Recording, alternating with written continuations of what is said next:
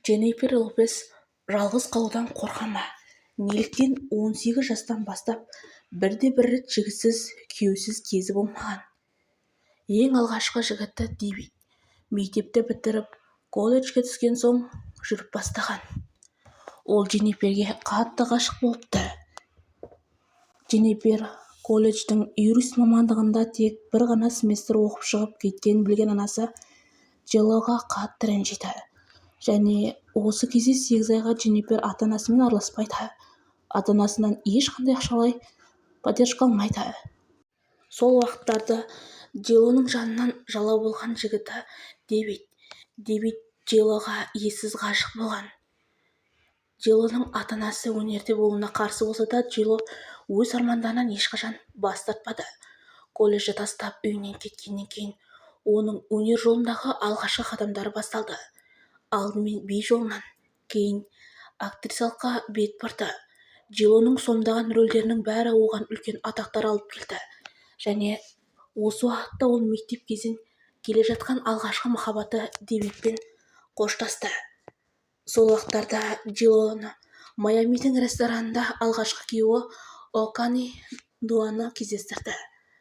Окани Нуаны алғаш Джиллоның кездестіргенде Кубинский ресторанда алдымен ыдыс-аяқ жуушы болып, енді ғана официанттық қызметке көтерілген 22 жасар жас жігіт еді.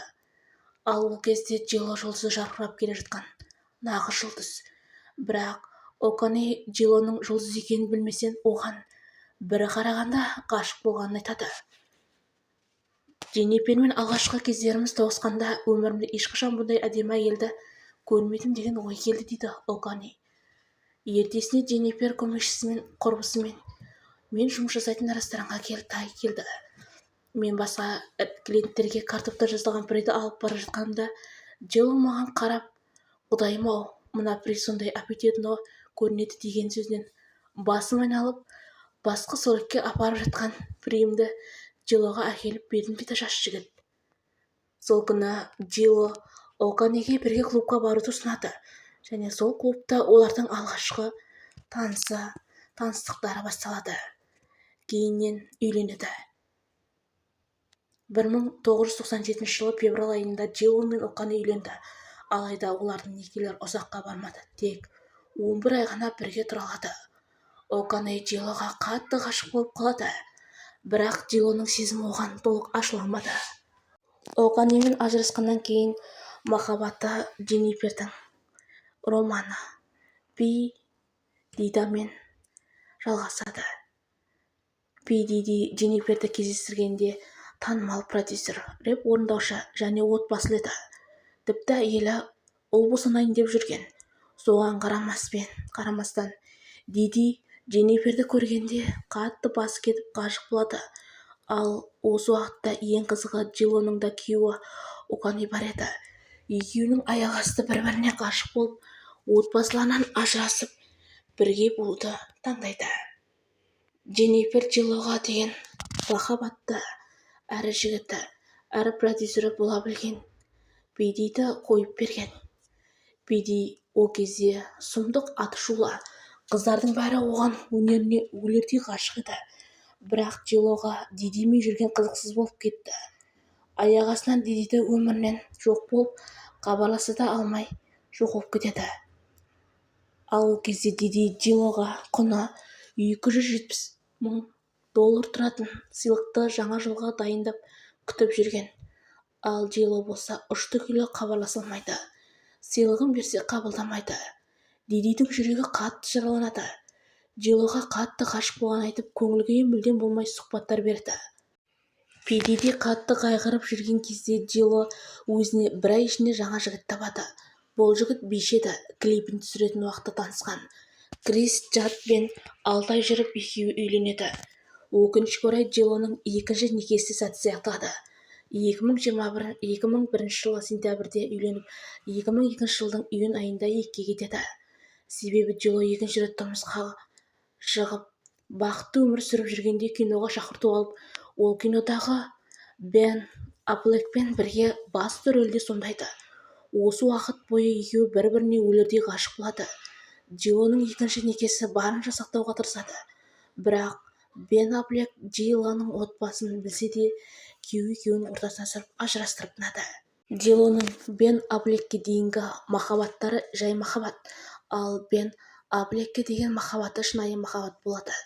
Джейло алғаш рет өмірінде ер адамды қатты сүйіп қалады, бірақ екеуінің өмір салты екі түрлі еді. Джейло спорттың адамы, ал Бен Аффлек мүлдем олай емес. Осы күнге дейін жігіттердің жүрегін жаралап келген Джейло осы жолы өзінің де жүрегі Бен Аффлекпен айырылысып, жүрегі қатты жараланып ауырады.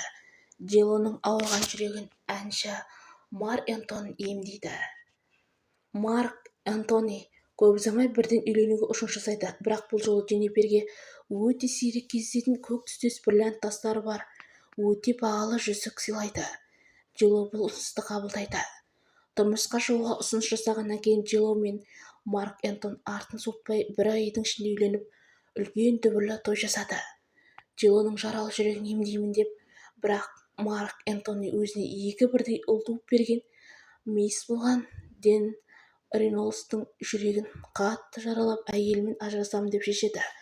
Және әйелімен ажыраса сала 4 күннен кейін Джейломен ашық түрде жүріп бастаған. Джейло Марк Энтонимен барынша семьясын сақтауға тырысады.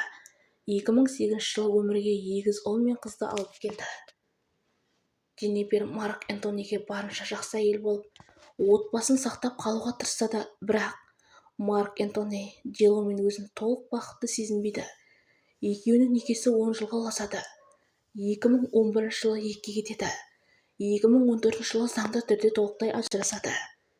Джейло 2011 жылы Марк Энтонимен заңды ажырасып үлгермей жатып, биші Каспер Смартпен махаббат роман құрып үлгерді. Джейлоның бұл жігітті өзінен 18 жасқа кіші еді, және Джейлоның би группасымен Джейломен бірге өнер көрсеткен. Екеуінің қарым-қатынасы 5 жылдай өрбіді. Бірақ Джейлоның бұл жігітті қолындағы дебасын бағаламай, трансгендермен измене жасайды. Әрине, бұны Джейло көтере алмай және екіге кетеді. Каспер Смартпен айырылысқаннан кейін Джейло рэпер Дракемен 3 айдай құпия қарым-қатынас құрады, кейіннен екіге кетеді.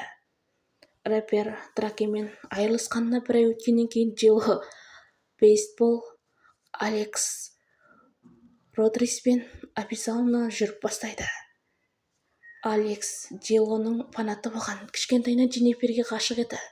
Тіпті 3-ші күйеуі Марк Энтон мен Джейлоның отбасылық кезде екеуімен бірге фанат ретінде суретке түскен.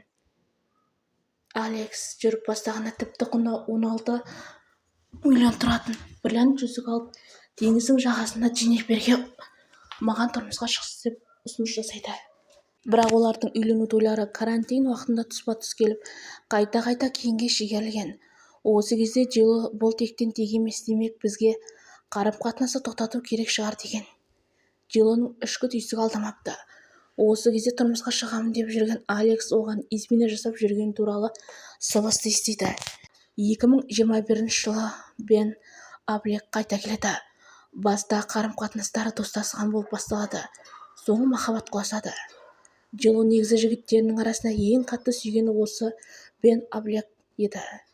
Және Джейло 20 жылдан кейін екеуінің қайта қосылғандарына сондай бақытты.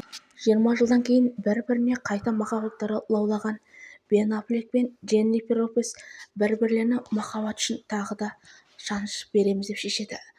Бен Аффлек қайтадан Джейлоға ұсыныс білдіріп, бриллиант тастармен жүзік сыйлайды, және бұл ұсыныс әрі қарай тойға жалғасады. Джейло тіпті Аффлекстің фамилиясына өтеді.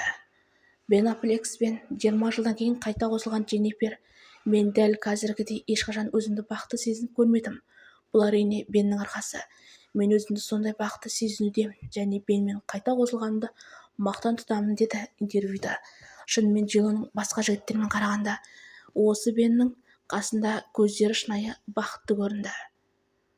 Бен Аффлек пен Джейло осы жолы бірден жарасымды жұпқа айналып, бір-бірін толық түсініп, бір-бірінің балаларымен де ортақ тіл табысып, үлкен бақытты семья құрады. Бен Аффлек 25 жылы ішімдікке және ойынға қатты құмар болған. Бірақ Дженнифермен қайта қосылғалы бері бүкіл жаман әдеттерінен арылып, 50-ге келсе де қайта спортпен айналысып, өзіне жас жігіттей қарайтын болған. Дженнифер Бенге шынайы ғашық болды. Тіпті Дженнифер өз әндерін альбом қылып шығаратын кезде де музасы бола білген Бен Аффлек, яғни Бенге арнап ғашықтықтан талай ән жазған. Өкінішке орай, бастапқы уақытта бәрі керемет болғаннан кейін араларында көп түсінбеушілік болып, Дженнифер барлық әйел сияқты отбасын сақтауға тырысады.